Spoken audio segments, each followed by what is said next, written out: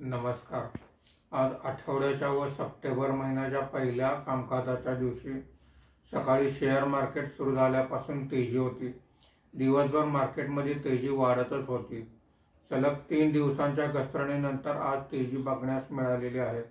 याचे मुख्य कारण म्हणजे एप्रिल ते जून या क्वार्टरचे GDP ग्रोथचे आकडे चांगले आलेले आहेत.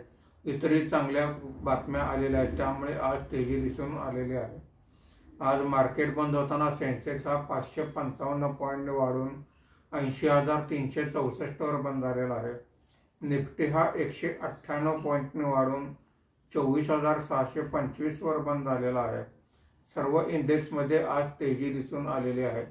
सर्वात जास्त तेजी BSE ऑटो इंडेक्समध्ये 2.68% झालेली आहे. BSE consumer durable index 2.07%, BSE capital goods index 1.93%, BSE mid cap index 1.64%, BSE small cap index 1.49% वर आहे.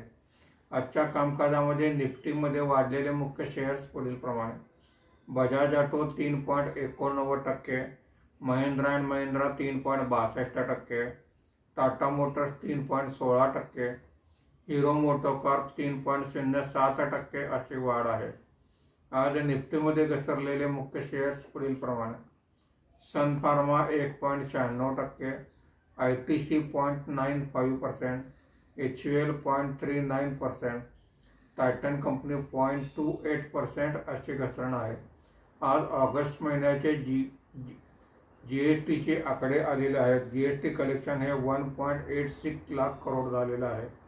धन्यवाद.